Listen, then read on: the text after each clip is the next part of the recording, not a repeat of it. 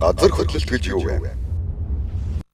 Бидний харж байгаагаар газар хөдлөлт нь хормын зуурт хүн төрлөختөнд үлэмж хэмжээний эвдрэл, суурил, үхэл хагацсан, нөхөж баршгүй гар сөхрөл учруулдаг, хамгийн их эрсдэлтэй тооцогддог байгалийн гамшигт үзэгдлүүдийн нэг юм аа.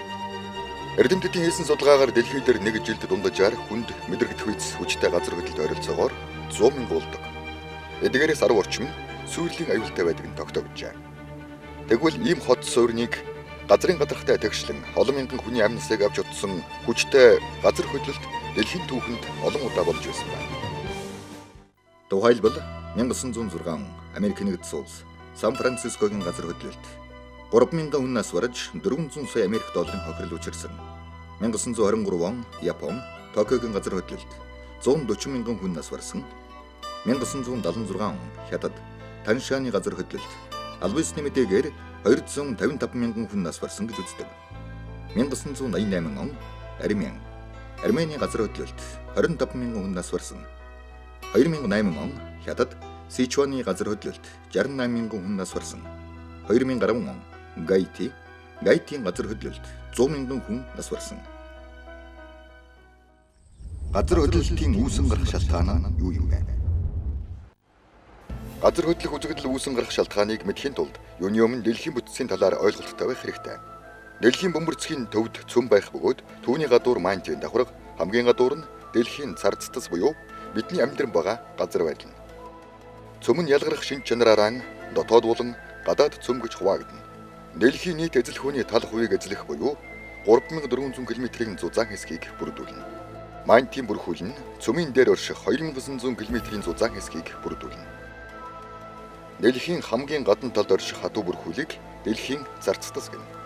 Дотроо их газрын болон далайн царцтас гэж хуваагдана.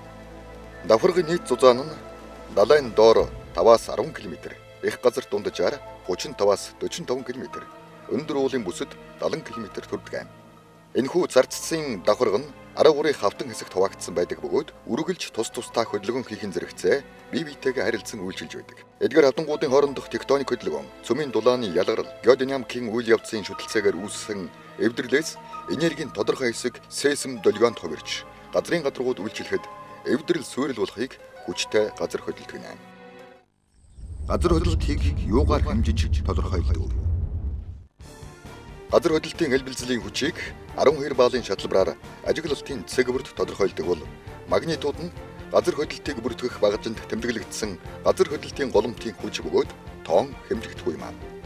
Газар хөдлөлтийн дөргөлтийн хүчний эрчимийг үнэлэх анхны хэмжүүрийг 103 жилийн өмнө зохиосон бөгөөд тэр нь газар хөдлөлтийг 10 баалын шатлбараар хэмждэг байна.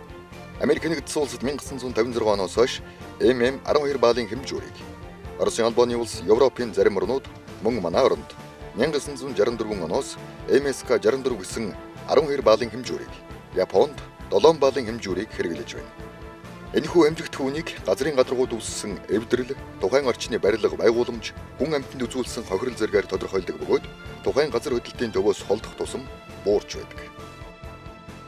Ер нь аливаа газар хөдлөлтийг хүнд мэдрэгдэх байдлаар нь мэдгэдэм хүчтэй, маш хүчтэй, суурилын гэж ангилж болно.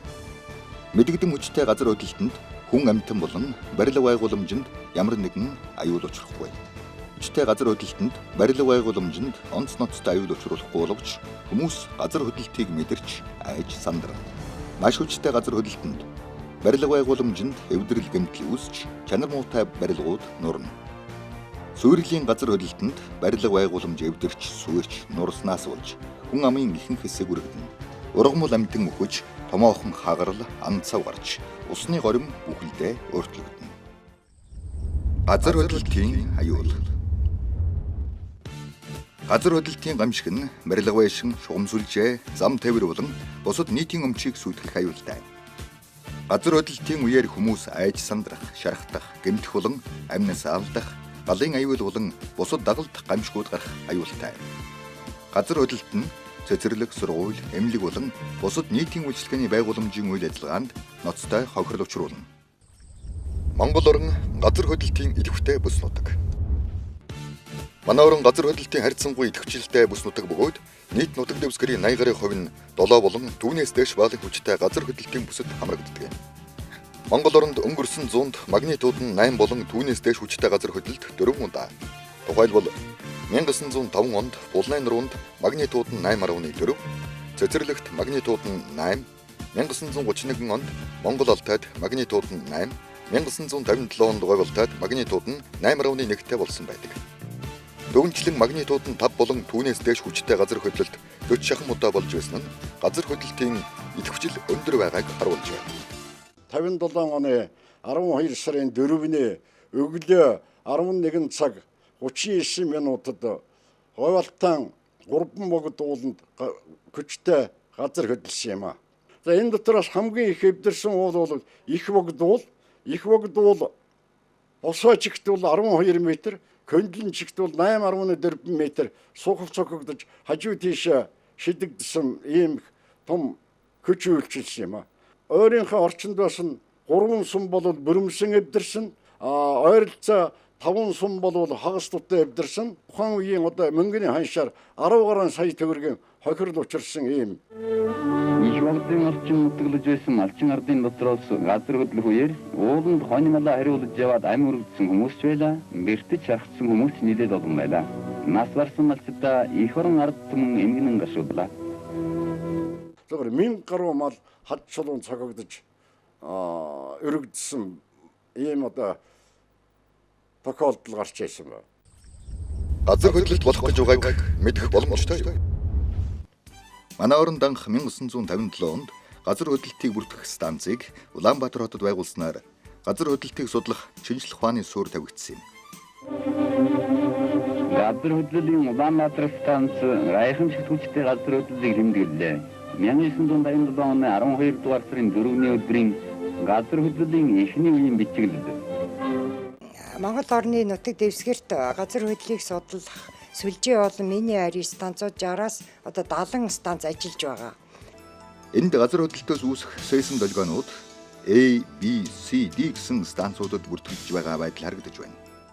Хоёр янзын долгион байдаг. Тууш болон хөндлөн долгион гэдэг PS долгион гэж ярьдаг.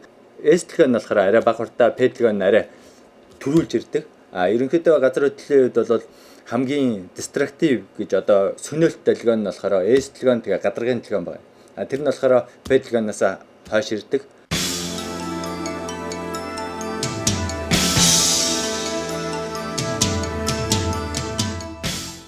Ер нь дэлхийн өндөрөгдсөн улс орнууд өнөөдөр хүртэл газар хөдлөлтийн гамшигыг бууруулж шаардлагатай арга хэмжээг бүрэн хэмжээгээр авч чадахгүй байгаа нь газар хөдлөлтийг урьдчилан мэдэх боломжгүй гэдгийг харуулж байна. Улаанбаатар хот газар хөдлөлтийн идэвхтэй бүс мөн үү? 1967 онд хийсэн судалгааны үр дүнгээс харахад Улаанбаатар хотын нутаг дэвсгэрийн 70 орчим хувь буюу Туул, Уляастай, Тэрэлж, Сэлбгуулийн сав газрууд нь 7-оос 8 баллын бүсэд хамрагддаг байсан байна. 1994 оноос Улаанбаатар хот орчмын газар хөдлөлтийн идэвхжил ихсэж эхэлсэн. Баруун талдаа Сонгон, Сонсголонгийн бүсэд 2005 оноос сулвтар хүчтэй газар хөдлөлт эрс идэвхжиж, сүүлийн 5 жилдэл гэхэд энэ бүсэд 1610 газар хөдлөлт бүртгэгдсэн байна. Энэхүү идэвхжилтийн бүс нутагт хийсэн судалгааны явцад Улаанбаатараас 20-с 60 км-т эрдний хүчтэй газар хөдлөлтөөс үүссэн хагарлын улмөр олдсон юм. Үүнээс үзэхэд Улаанбаатар хотын нутаг дэвсгэрийн 70 орчим хувь нь 8 баллын бүс болон өссөн байдалтай байна.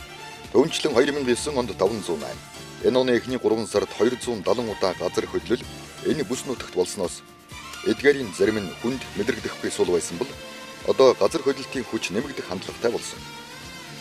2008 оноос хойш 3 газар магнитууд нь 4 хүрсэн газар хөдлөлт боллоо.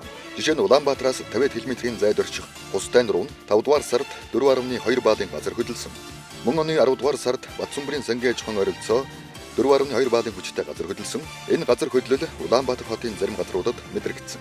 2009 оны 3 дугаар сард Улаанбаатараас урагш 80 км-ийн зайд бас энэ хэмжээний хүчтэй газар хөдлөлсөн. Улаанбаатар хот газар хөдлөлтийн гамшигт ойрхон байна. Хүн ам ихээр суурьсан хот суурин газар хөдлөлтийн эрсдэлд орж аюул гамшиг учрах магадлал өндөр байдаг. Үүнээс авч үзэхэд нийт хүн амын 60-аас дээш хувь нь амьдран суудаг үндэсний үйлдвэрлэл үйлчилгээ хамгийн их төвлөрсөн. Одоогоор 4000 орчим том жижиг байгууллагууд Монгол улсын үндэсний нийт бүтээгдэхүүний 70-аас дээш хувийг үйлдвэрлэж байдаг Улаанбаатар хот газар хөдлөлтөнд өртвөл хамгийн ихээр хохирох магадлалтай юм. Томоохон газар хөдлөлтийн жишээнээс үзэхэд хүний амнаас хохирох гол шалтгаан нь барилгын суурил байдаг. Тэгвэл Улаанбаатар хотын нийт барилгажилтын талбайн 25% нь 6 баалын, 52% нь 7 баалын, 23% нь 8 баалын бүсэд хамрагддаг. Нийслэл хотын нийт барилгын 28.3% нь А, 26.7% нь Б, 44.9% нь С хэв шинжийн барилгажилдаг бөгөөд хотын хүн амын 51.6% нь амьдарч байна. А хэв шинжийн буюу тооцоогүй баригдсан барилга байгууламжуудыг дүүргээр нь авч үзвэл Баянгол дүүрэгт 22.1%, Чингэлтэй дүүрэгт 34.3%, Сүхбаатар дүүрэгт 14.3%, Хан уул дүүрэгт 9.9%, Баянзүрх дүүрэгт 5.4%, Сонгон хайрхан дүүрэгт 13.8% нь тус ногдож байна. Нийслэл болон 12 аймгаас ирүүлсэн 3800 гаруй барилга байгууламжийн хийцийн төрөл ашиглагдж байгаа хугацаагаар нь үзэхэд судалгаанд хамрагдсан нийт барилгын 35 орчим хувь нь газар хөдлөлтөнд аюултай буюу тэсвэргүй хэмээн гарсан байна. Улаанбаатар хотын нутаг дэвсгэрт 7 баалын жижигхийлэл үүсгэхэд Улаанбаатар хотын 556 орон сууц, үйлдвэр, соёлын барилга ноцтой эвдэрч тэдгээрт ажиллаж амьдарч байгаа 65.3-аас 66.1 мянган хүн хохиролд орох магадлалтай байна. Дүгнчлэн 92 мянган барилга объектын 80% нь гэр хороолол зусланд, 360 орон сууц газар хөдлөлтийн эрсдлийн тооцоогүй баригдсан байна. Төвийн дөрөвдөр гэсэн 40-50 мянган, захын дөрөвт одоо хаан уул дөрөвдөр гэсэн эхмэлийн шар гэдэг яриад байдаг барилгууд. За энэ хотын захаар баригдсан бусад одоо тоосгын хийцтэй надчлалтанд орсон барилга байгууламжууд одоогийн нормын шаардлагыг хангахгүй газар хөдлөл болоо гэхэд тодорхой хэмжээний нуралт үүсэх тийм аюултай нөхцөл байдал үүс. Хуучны одоо энэ наслалтанд орсон, физиклэгдэлд орсон байгаа барилга боломжууд гол эрсдэлд учруулад байгаа юм бол анхнаасаа газар хөдлөлийн тооцоо хийгдээгүй. Тэр нэг давхрын орон сууцны зориулт төлөвлөлтийг өөрчлөөд зоогийн газар ресторан болгож өөрчилсөн. Ингэхдээ бол барилгын үндсэн хийц элементүүдийг нэг давхрын хийц элементүүдийг өөрчилсөн. Азийн хааныг буулгасан. Барилгын хөшүүнчл хангаж явах ёстой хаануудыг эвдсэн, заал болгосон байдалтай байсан. Сүүлийн үеийн судалгааны дүнгээр хан даасыг сэтэлсэн байшин, төрийн ордон, дулааны 3-4 дугаар цэглэгээ станцын барилга байгууламжууд, цэглэгээ холбооны барилга, хүн амлноор цуглардаг үзүүр үйлчилгээний газар буюу дөр үжгийн болон драмын эрдмийн театр, цирк, улсын клиникийн эмнэлэг, сургууль зэрэг газруудын барилга байгууламжууд газар хөдлөлийн тэсвэргүй гэсэн дүгнэлт гарчээ. Бодит байдал ийм байхад монголчууд бид нөгөө л хэнэггүй зангаран зайч вэн, лайч вэн хэмээн санаа амар суусаар байтал газар хөдлөлтийн аюулын харанга ойртож байгааг судалгааны дүн харуулж байна. Яг энэ газар хөдлөл маань өнөөгийн төвшөнд ийм хэмжээний газар хөдлөл тохиолдоход тэр тухайн үед тохиолдсон хэмжээнээс бол маш өндөр хэмжээний хохирлыг амсах магадлал бол өндөртэй болж байгаа. Яг тэгэхээр өнөөдөр Монгол улс хөгжиж байна. Хөгжихийн хэмжээгээр томоохон хот суурин газрууд бий болж байна. Хамгийн анхны саяас дээш хүнтэй хот маань бий боллоо. Энэ бүхэн маань бол яг газар хөдлөлийн аюул гэдэг юм эрсдэл, учрах эрсдлийг өндөрсгөж л гэсэн. Тэгэхээр өнөөдөр бид нар энэ байгалийн ганц зөвхөн газар хөдлөлч биш одоо гал ус үерийн аюул энэ бүхнээс бид нар бүх одоо энэ хотоо нарийн төлөвлөгөөтэйгээр бүр ингээд төлөвлөсөн байдлаар зохион байгуулж тэрдээс учрах хохирлын тооцож эндээс хамгаалах арга хэмжээнүүдийг авч барих шаардлага бол өндөр болчиход байгаа юм. Газар хөдлөсөн үед яах хэрэгтэй вэ? Хэрвээ газар хөдлөвөл гадагш гарах боломжгүй үед ширээн дагуур орвол аюул багтай. Байшин барилгын даацын ханд ойртон зогсоорой. Хөндижинтэй тавилга эззүүлс дээрээс чинь унах аюултай. Байшингийн гаднах нурах зүйлээс яран холдоорой. Өндөр байшин сахилгаан шугамнаас нэн яралтай холдох хэрэгтэй. Өнөөдрийн онцгой байдлын албаны хүчирхсэл бол газар хөдлөлтийн үед ажиллахад бол хэрвээ бага хэмжээний болон дүүргийн хэмжээнд юм уу хэсэгчилсэн газар хөдлсөн үед бол онцгой байдлын албан бол бүрмөрлөгөнд ажиллах боломжтой. Харин Улаанбаатар хотын хэмжээнд томоохон газар хөдлөл бол манай хүчирхсэл бол бас хүрэхгүй юмаа гэсэн үнэлгээ хийсэн байгаа. Үүнд ч бас 2004 онд Полсаас хэрэгжүүлсэн төслийн дагуу эрдэмтэд бас ажиллаад Улаанбаатар хотын барилгачлалт нөхцөл байдлыг судлаад манай хүчирхслийг судлаад бас өнөөдрийн байгаа онцгой байдлын хүчирхсэл нь бол зохих хэмжээнд байхгүй байна. Энийг бол чаашин чалгуулах, техникжүүлэх шаардлагатай байна гэдгийг хөдөлсөн байгаа. Газар хөдлөлтийн аюул гамшигыг сэрэмжлүүлэх нь Монголын улаан загалмай нийгэмлэгийн бас нэг үүрэг болж байна. Монголын улаан загалмай нийгэмлэг нь өөрийн боломжийн хэрээр ард иргэдийг сэрэмжлүүлэх, газар хөдлөлтийн гамшигын эрсдлийг бууруулах талаар үйл ажиллагааг 2005 оноос эхлэн явуулсаар байна.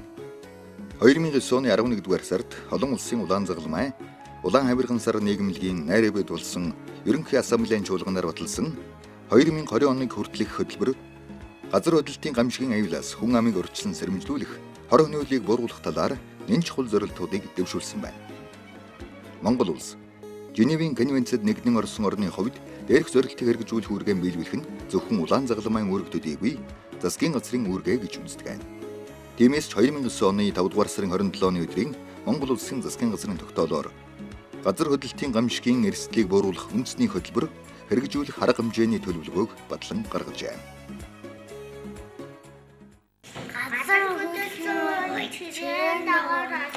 Монголын улаан загалмай нийгэмлэгийн газар хөдлөлтийн эрсдлийг бууруулах төсөл хэрэгжүүлж эхлээд нэлээд хэдэн сар болж байна. Энэ хугацаанд бол бид нэр хүн амын ялангуяа нийслэлийн дүүргүүдэд нийслэл хотод амьдарч байгаа хүн амд бол мэдлэг газар хөдлөлтийн гамшигын чиглэлээр мэдлэг мэдээлэл олгох, сургалт сурчлагаа хийх ажил дээр нэлээд гол анхаарлаа хандуулж ирсэн. Энэ ажлын хүрээнд бол нийслэлийн дүүргүүдэд газар хөдлөлийн гамшигын чиглэлээр сургагч багш нар бэлдсэн байгаа.